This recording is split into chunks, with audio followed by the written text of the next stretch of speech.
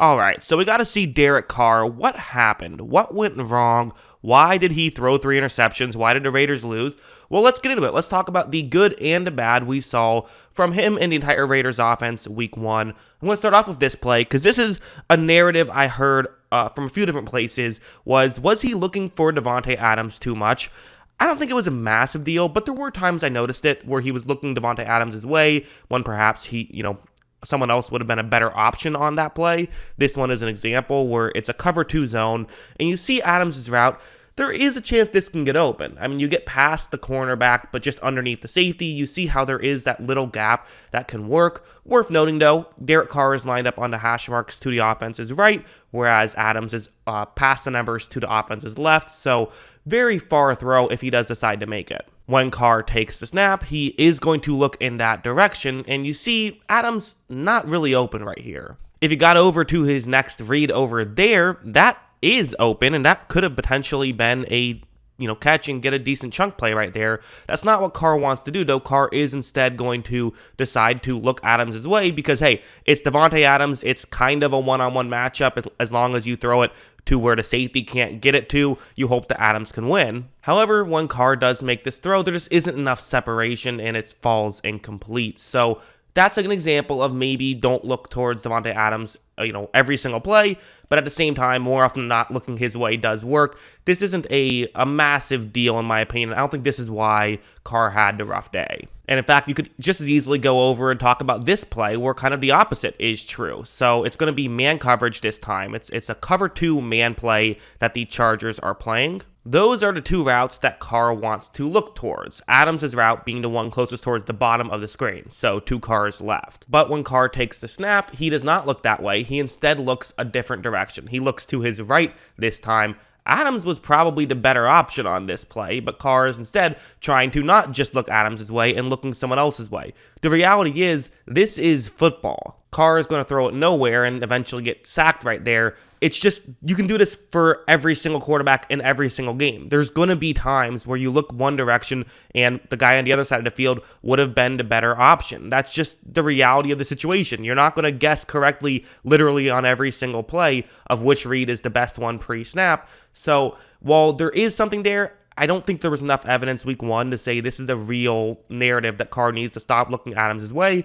The reality is throwing the ball in Adams' direction tends to do pretty good things tend to happen, when that happens. One of those good things was this play, which this was just an unbelievable route. It's going to be a one-on-one matchup. This is one of the few times that Adams, wasn't facing a cornerback with safety help. He's going to be facing Asante Samuel Jr. here, and watch what he does to him. I mean, look at this route by Adams. He's just going to dominate, gets wide open. Carr makes this throw. Easy catch for the Raiders as they're able to pick up a big gain. That's just an unbelievable move by Adams, and this is why you look towards Adams. This is why you trade all the draft capital and pay Davante Adams, because he can do stuff like this.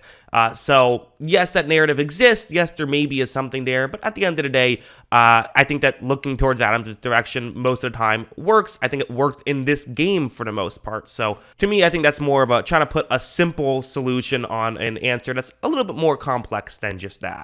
Let's go over to this play. I think this is going to be an interception right here. And to me, this is kind of the bigger issue is, first, the Chargers secondary was playing well. There were some errors, and we can even talk about that in a second. But the Chargers secondary playing well, covering up, the wide receivers. You remember that play I showed you where Carr did not look towards Adams' way when Adams probably would have been a better option. Carr held onto the ball and got sacked. Well, this is the very next play where now he has a tight end, Darren Waller, running over the middle, and sometimes these plays can work, especially against the Chargers. Their kind of scheme is they play 2 safeties deep, which helps them out in the passing game, but one of the issues with that is that it leaves them open in the running game. So the way they counter that is by having their safeties play a little bit closer in, so that way they can still come in and potentially play in the running game. And so the way the Raiders are countering that is with a route like this, trying to get in between the safeties deep down the field. Hopefully you can run by them. When this play begins, Carr takes the snap, and you notice right here, it is kind of working, actually. I mean, this is not a bad situation. I think especially if Carr puts some air under it, throws it deep down the field, this could be a big gain, perhaps. The one thing he can't do, though, is throw a bullet pass, not because of the safeties, but because a linebacker is reading this play and picking it up. And I don't know if Derek Carr just didn't see that linebacker or what, but this is just a mistake. Watch how Carr throws that bullet pass. It is intercepted. I think if Carr just puts some air under it, that might be a huge chunk play. I mean, that might be a touchdown potentially. So I think Carr just didn't see the linebacker. Great read by the defensive player. Absolutely got to give him credit. Again, Chargers defense playing very good. That's a given. If you saw the game, you know they were playing very good. So that happens. But also, there were opportunities the Raiders had. It wasn't like one of those games where the Raiders had just no opportunities. Carr had opportunities, and it seemed like his biggest opportunities were actually his biggest failures. Like this one's another one where it's, again, going to be a zone coverage play. You see where Davante Adams is lined up on this play. It's a quarters coverage play. So again, oftentimes you think, okay, quarters coverage, 2 safeties deep, plus 2 corners who are going to be playing kind of deep. You definitely are going to be okay deep down the field. Deep shots are going to be tough. And for the most part, that's true, but every now and then it can result in someone getting open and really wide open over the middle if you can get a safety to get off their game. Watch how when this play begins, a safety moves very far in to try and cover up Davante Adams because, again, you kind of feel a little bit more like you have to be aggressive because there is that open space over the middle. But you're leaving yourself open potentially on a play like this for a deep shot down the field, and that's exactly what happened. This is just too much attention to Davante Adams, which is now going to allow him to get open wide down the field. This is a play that you want to hit. As you see, Carr, notices it's open, but underthrows it. I mean, there's no getting around it. That was an underthrown pass, and Carr's a good deep ball thrower. This is uncharacteristic of Carr, but these are the couple of mistakes that can really swing a football game. If the Raiders hit both of these plays, they get a huge chunk play with Waller and a touchdown here, that probably is the difference in this football game. The Raiders probably win this game if those 2 plays were hit. So to me, this is kind of why I'm on one hand saying, yeah, Carr didn't play well, but on the other hand, this is very uncharacteristic of Carr. Maybe it's the lack of preseason. I'm going to sit here and say that I think the Raiders will be fine, and the Raiders will probably be, hit on these plays later on. The only other interception to talk about was this one. There's not a ton to talk about. I get why Carr did it. Still not a great play. Obviously, when you throw the ball to the other team, it's rarely going to be a good play.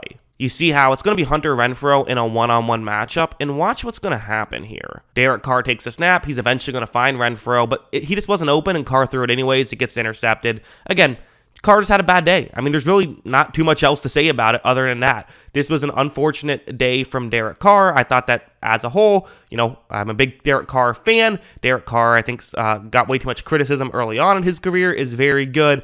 I don't think that Derek Carr is, this is proof of why you shouldn't have paid Derek Carr or anything like that. I just think that he did not play up to his typical standards, and if he does, the Raiders probably win this game. So at least that's in some ways optimistic. If you're a Raiders fan, it can leave you to believe that in the future he will play at his normal play behavior, which will allow you to win a lot more games, but unfortunate that he didn't do that in this one. If you're a Raiders fan, very fortunate if you're a Chargers fan. That's what I think. What do you guys think? Let me know in the comments below.